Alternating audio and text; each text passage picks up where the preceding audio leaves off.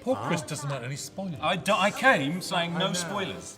Hello and welcome back to The Who Look. Almost 2 weeks ago, I asked the community which showrunner they preferred out of the three revival era showrunners. This was Russell T Davies, who ran the show between 2005 and 2010, Stephen Moffat, who ran the show from 2010 to 2017, and Chris Chibnall, who ran the show between 2018 and 2022. I didn't include Russell's new era in the poll, as he's only 4 episodes in and hasn't completed the whole era yet, so no data is going towards this video. Starting with the community poll. Out of 710 votes, the community decided that Moffat was the preferred showrunner with 58% of the votes, whilst Russell came in second place with 40, although for a long time during the early stages, both were pretty 50-50 until Moffat started to pull away. Now looking at the wider community and reviewers, I've gone through all 3 eras and looked at the series and special reviews to analyse what scores Rotten Tomatoes have been giving to these eras. I've chosen to look at the series reviews instead of the episode reviews, as the early stages of Doctor Who there's not many episode reviews rather than series reviews. Starting with Russell's era, we also start with the highest rated. Bear in mind, Russell's era is a shorter list than the other two's, because there were no reviews for the Christmas specials and most of the 2009 specials, other than the End of Time, whereas all the other eras have all the specials included. Because of this, I should only base on just the series, but I quickly did the working out as well, but it doesn't actually change the results, with it matching the percentage of each era by only a couple of percent either side. Russell's reviews peaked with 3 100% scores from the critics, all being the 3 series during David's run as the Doctor, whilst the highest from the audience was 98% for Series 4. The lowest score from the critics ended up being Eccleston's singular series within the show, hitting 85%, whilst the audience score believed The End of Time Part 1 was the lowest score, with a very high 87% still. In second place, also the next showrunner, we have Moffat's era with a very respectable score of 94% on average from the critics and 80% from the audience. Moffat's run hit 8 100% reviews, all coming from Matt Smith's time as the Doctor, whilst the highest Peter Capaldi received was 95%, which was from The Husbands of River Song. The lowest of Moffat's era was also split across multiple series and specials, with 5 88% being from 4 of Capaldi's episodes and 1 being Matt Smith's final episode, The Time of the Doctor. Audience, however, voted The Return of Dr. Mysterio as the worst rated episode in Moffat's run with a score of 53%. And finally, as the lowest rated era, we get to Chris's run, which is no surprise considering it's not like much within the fanbase compared to the other runs. It scored an average of 81% from the critics and only 22% from the audience. Power of the Doctor, which was the final episode of his era, was actually the highest rated episode on the website for both critics and audience, hitting 100% for the critics and 44% for the audience. The lowest rated episode was also agreed, and it was his penultimate episode, Legend of the Sea Devils, which had 50% from the critics and 11% from the audience.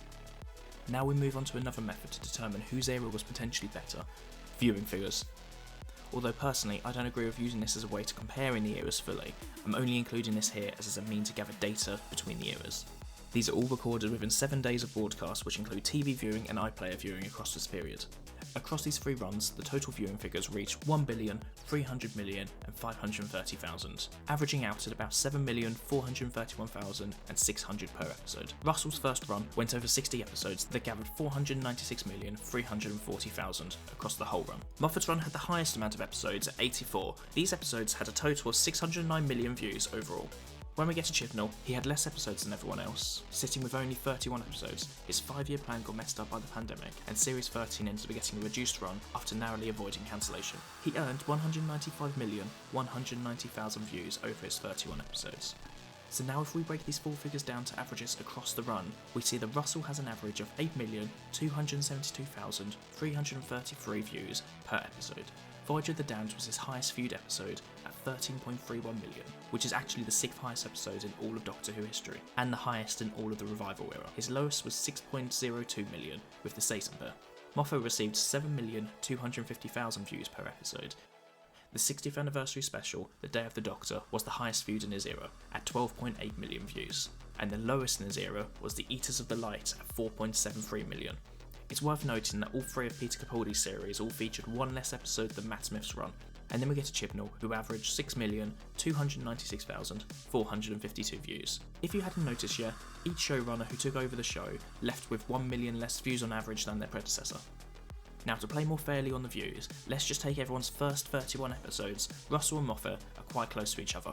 Russell gets 7,973,548 views on average, whilst Moffat gets 7,915,806 views. Chibnall's numbers stay the exact same, as is judged by the same amount of episodes for him. I thought it would be smart to look at the viewing figures only for the episodes written by each showrunner. For this, I will include episodes written in another's era, which include Moffat and Chibnall only. For Russell, 31 episodes out of the 60 were written by him during the run. 2 of these episodes were co-written. Moffat wrote 48 episodes across 90, 6 of which were co-written and 6 were from Russell's run. Chibnall wrote 29 episodes from 37, and just like Moffat, 6 were co-written and 6 were written within the previous 2 eras.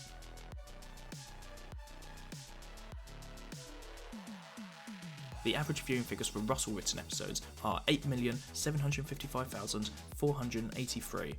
Moffat had 7,557,916, and Chibnall had 6,286,206, with each roughly losing about 1.2 million on average based on viewing figures of their own writing. Again, as I said earlier on, I don't agree with using viewing figures for or against the show or showrunners, as viewers can watch any time and those numbers can be drastically higher a month later, as viewing patterns have changed significantly since Russell left the first time.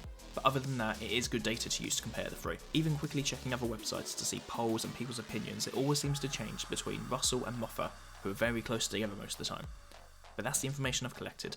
This community mostly says Moffat, the stats say Russell, and other random sources fluctuate between Russell and Moffat.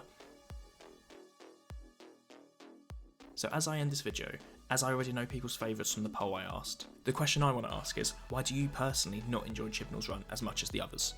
Thanks for watching, and I'll see you next time.